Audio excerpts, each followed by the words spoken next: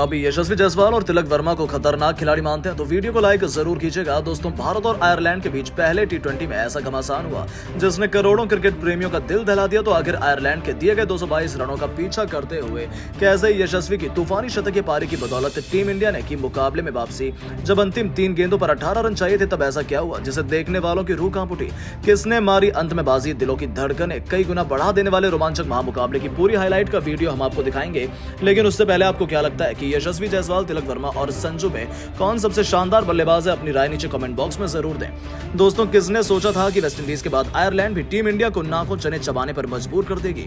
जहां पहले टी20 मुकाबले में ही गेंद और बल्ले के बीच हमें एक कांटे का मुकाबला देखने को मिला। जी हां दोस्तों, जब सिक्का उछाला गया तब टॉस के बॉस बने कप्तान जसप्रीत बुमराह और उन्होंने आयरलैंड को पहले बल्लेबाजी करने का न्योता दिया। दोस्तों, मेजबान टीम को एक तूफानी शुरुआत दिलाने के इरादे से पॉल स्टर्लिंग के साथ एंड्रयू बलबर्नी की तूफानी जोड़ी मैदान में उतरी थी। उन्होंने पहले ओवर से गेंदबाजों पर आक्रमण करना शुरू कर दिया, लेकिन उनकी यह रणनीति ज्यादा लंबी नहीं चल पाई। अर्शदीप सिंह ने बलबर्नी को चलता कर आयरलैंड को बहुत बड़ा झटका दिया। टीम इंडिया ने अभी से मुकाबले में शिकंजा कसना शुरू कर दिया था। नंबर 3 के पायदान पर बल्लेबाजी करने आए हैरी टेक्टर भी बिश्नोई की फिरकी में फंस गए। तो फिर एक के बाद एक पूरा आयरलैंड का बल्लेबाजी क्रम भारतीय गेंदबाजों के सामने ध्वस्त हो गया। लेकिन स्टर्लिंग हिलने का नाम नहीं ले रहे थे। वो चट्टान की तरह मैदान में डटे हुए थे। केवल 28 गेंदों पर अर्शदीप अर्धशतक पूरा करने वाले इस खिलाड़ी ने 52 गेंदों पर वो करिश्मा कर दिखाया जिसने भारत की जीत की उम्मीदों को एक बार फिर धुंधला कर दिया। केवल 52 गेंदों पर इस खिलाड़ी ने शतक ठोककर भारतीय गेंदबाजों की जमकर पिटाई करी। अंत तक नाबाद रहते हुए उन्होंने केवल 61 गेंदों पर 123 रनों की आतिशी पारी खेली, जिसमें उन्होंने 9 खतरनाक छक्के तो वहीं 8 चौके भी लगाए थे। इसके दम पर आयरलैंड ने 20 ओवरों में 221 रनों का विचार स्कोर भारतीय टीम के सामने रखा था। अब भारतीय टीम के स्टार बल्लेबाजों पर इस लक्ष्य को जल्द से जल्द हासिल कर अपनी टीम को जीत दिलाने की अहम जिम्मेदारी थी। इन्हीं इरादों को सच करने के लिए रनों की ताबड़तोड़ बरसात करने ऋतुराज गायकवाड़ के साथ यशस्वी जायसवाल की जोड़ी मैदान में उतरी और पहले ओवर से ही उन्होंने काउंटर अटैक करना शुरू कर दिया। इन दोनों का बल्ला पावर प्ले में जमकर गरजा। 6 ओवरों का बखूबी फायदा उठाते हुए उन्होंने अपनी टीम को 58 रनों तक पहुंचा दिया था। जीत की नींव बिछा दी गई थी। ऐसा लगा था कि अब तो टीम इंडिया को कोई हरा ही नहीं सकता है, लेकिन फिर होता है एक बहुत बड़ा पलटवार। जी हां दोस्तों, मार्क एडायर ने 28 के निजी स्कोर पर ऋतुराज को पवेलियन की राह दिखाई, जिसके बाद रनों की रफ्तार में भी लगाम सी लगी थी।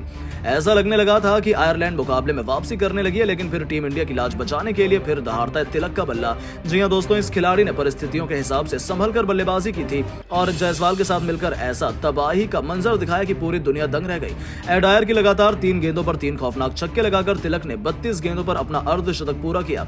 दूसरी तरफ से यशस्वी भी उनका बखूबी साथ निभा रहे थे। जी हां दोस्तों, जायसवाल 80 रन बना चुके थे।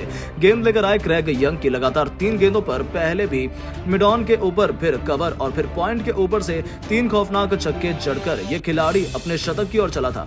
वो 98 रन के स्कोर पर पहुंच गए थे। उन्हें अपना शतक पूरा करने के लिए केवल 2 रन चाहिए थे। इन दोनों के बीच पलक झपकते 135 रनों से भी अधिक की पार्टनरशिप हो चुकी और मुकाबले में टीम इंडिया वापसी कर चुकी थी। देखते देखते मैच अंतिम ओवर में पहुंच चुका था, जहां अभी भी जीत के लिए 22 रन चाहिए थे और मैदान में मौजूद थे भारत के 2 सबसे बड़े मैच विनर। दोस्तों, आयरलैंड की तरफ से अंतिम ओवर लेकर आए थे रफ्तार के सौदागर जोशुआ लिटिल।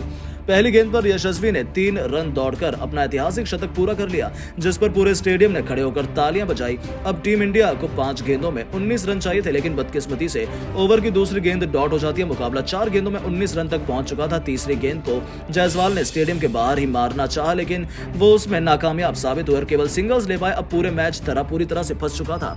भारतीय फैंस तो उम्मीदें भी हार चुके थे, क्योंकि अंतिम 3 गेंदों पर 18 रन चाहिए थे, जो लगभग नामुमकिन जैसा होता है।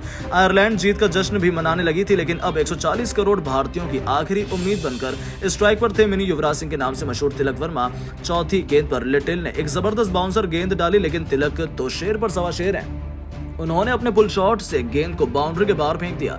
उनके इस तूफानी छक्के की बदौलत मुकाबला अंतिम 2 गेंदों में चला गया था, जहां भारत को जीत के लिए 12 रन चाहिए थे।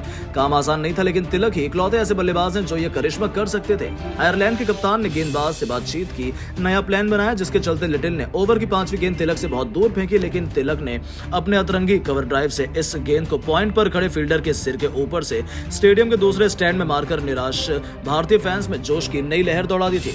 तिलक ने लगातार 2 गेंदों गेंदों पर 2 छक्के ठोक मुकाबले को बराबरी पर ला खड़ा किया था।